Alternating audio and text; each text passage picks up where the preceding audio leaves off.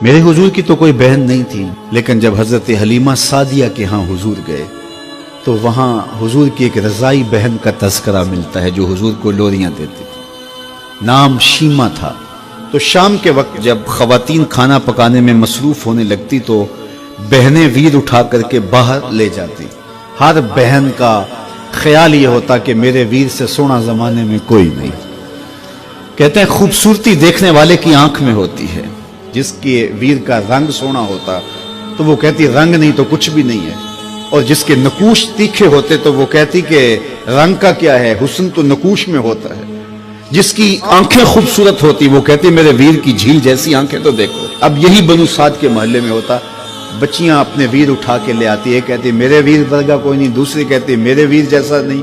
इतने में हजरत शीमा अपना वीर मोहम्मद उठा के ले आते और दूर से कहते नहीं मेरा वीर भी आ गया, तो सबके सर झुक जाते, कहते नहीं नहीं नहीं नहीं शीमा तेरे वीर का मुकाबला तो नहीं ना, हम तो आपस में बात कर रही हैं।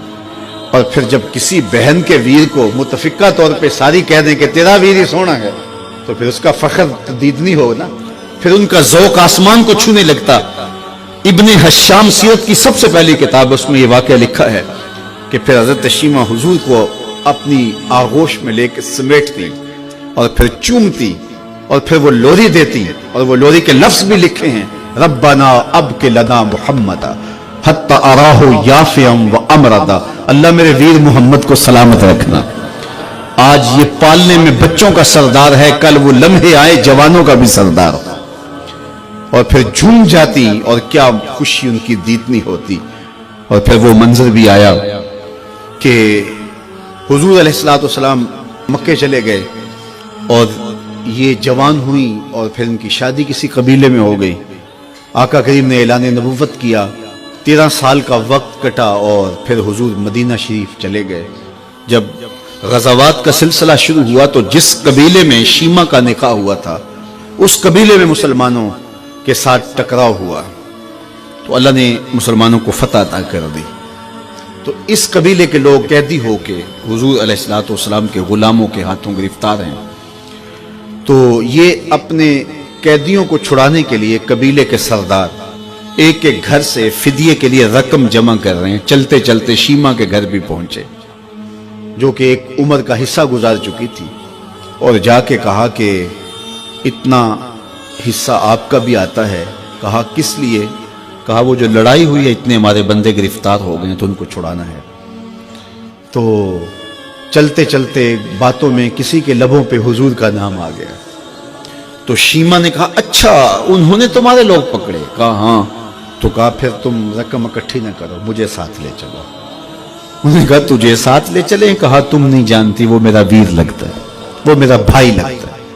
कौम के सरदारों के साथ हजरत शीमा हुजूर के नूरी खैमों की जानब जा रही हैं और सहाबा नंगी तलवारों से पहरा दे रहे। ये मक्की दौर तो था नहीं, ये मदनी दौर था। और शीमा कौम के सरदारों के लेके जब आगे बढ़ने लगी ना तो सहाबा ने तलवारें सौंप दी। रुक जा ऐ देहाती औरत, जानते नहीं आगे कूचा रसूल है, आगे बगैर इज़्न के जिब्रील भी नहीं जा सकते, तुम कौन हो? तो शीमा ने जो लफ्ज कहे वो लफ्ज नहीं है। उसने कहा खल्लू सबीली वालमू आना उख्त नबीयकुम, मेरी राहें छोड़ दो, तुम जानते नहीं मैं तुम्हारे नबी की बाजी लगती हूं।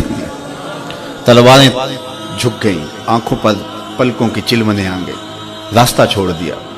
हुजूर के खैमा नूरी में दाखिल हुई तो हुजूर ने देखा, पहचान लिया, उठ के खड़े हो गए। फरमाया बहन कैसे आना हुआ? आपके लोगों ने हमारे कुछ बंदे पकड़े, छुड़ाने आई।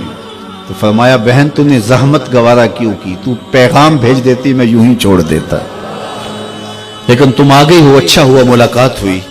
फिर हुजूर ने कैदियों को छोड़ने का ऐलान किया और कुछ घोड़े और चंद जोड़े हजरत शीमा को हुजूर ने तोहफे के तौर पे दिए।